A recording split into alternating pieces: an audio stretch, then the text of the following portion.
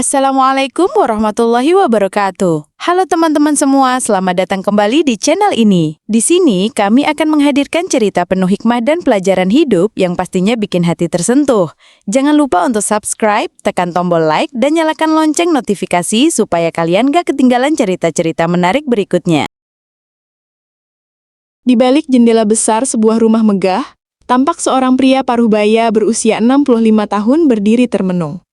Rambutnya sudah banyak memutih, namun wajahnya masih tampak berwibawa. Dialah Arman Wijaya, seorang pengusaha sukses di bidang properti dan transportasi, dengan kekayaan yang hampir tak terhitung. Di balik kesuksesannya, ada rasa gelisah yang mengganggu pikirannya akhir-akhir ini. Arman hanya memiliki satu anak perempuan, Nadia, gadis cantik berusia 24 tahun yang baru saja lulus kuliah. Ia sangat menyayangi putrinya itu, karena sejak istrinya meninggal, hanya Nadialah alasan hidupnya. Namun belakangan ini, Nadia sering bercerita tentang kekasihnya yang bernama Reno. Menurut cerita Nadia, Reno adalah pria sederhana, bekerja sebagai pegawai di sebuah perusahaan kecil. Ia tampak sopan, perhatian, dan selalu ada untuk Nadia. Sekilas, Arman merasa tak ada masalah. Namun sebagai seorang ayah, ia punya insting tajam.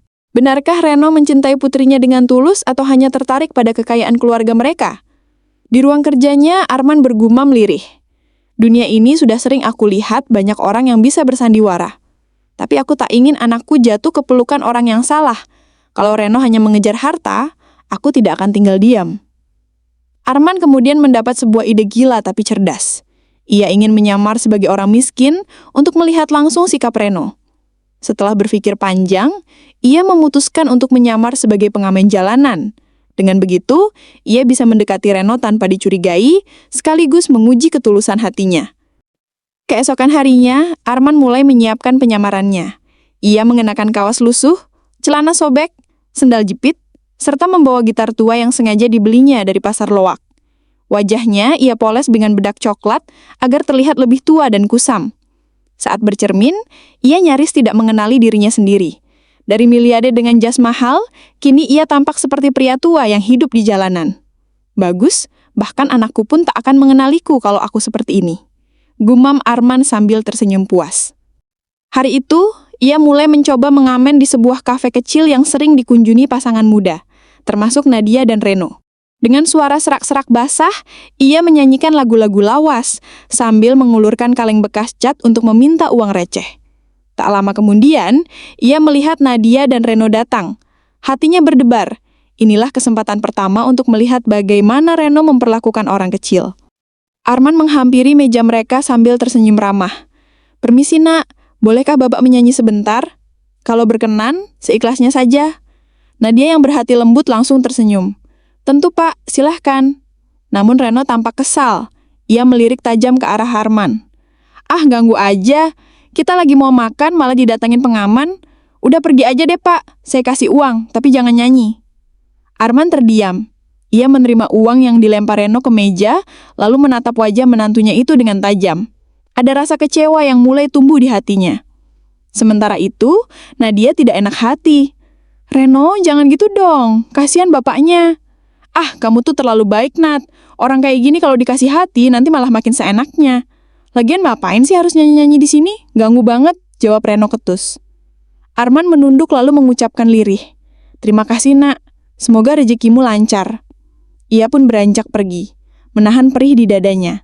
Dalam hati ia mulai mencatat sikap Reno yang meremehkan orang kecil. Arman tak langsung mengambil kesimpulan. Ia tahu, seseorang bisa saja bersikap buruk sekali, tapi baik di kesempatan lain. Karena itu, ia berencana menguji Reno lebih jauh. Beberapa hari kemudian, Arman kembali menyamar sebagai pengamen. Kali ini ia menunggu Reno di depan kantor tempat ia bekerja. Saat Reno keluar, Arman mendekatinya dengan sopan. "Nak, bapak belum makan seharian. Bolehkah bantu bapak sedikit?" Namun Reno malah berdengus kesal. "Duh, bapak ini ya, kerja dong, jangan ngemis di jalan. Malu-maluin orang aja.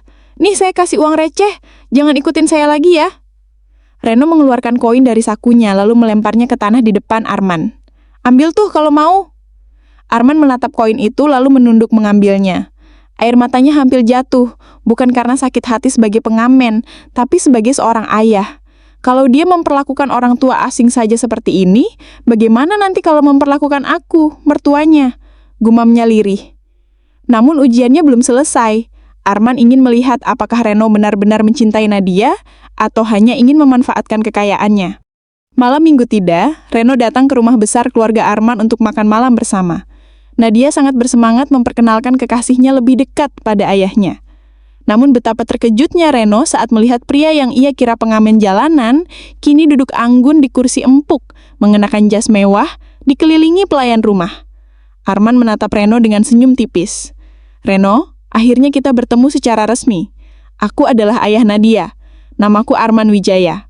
Wajah Reno langsung pucat. Ia gemetar, hampir tak bisa bicara. Pak Arman, Anda. Arman menyilangkan tangan di dada, lalu berdiri perlahan. Kau ingat aku. Beberapa kali kau usir di jalan.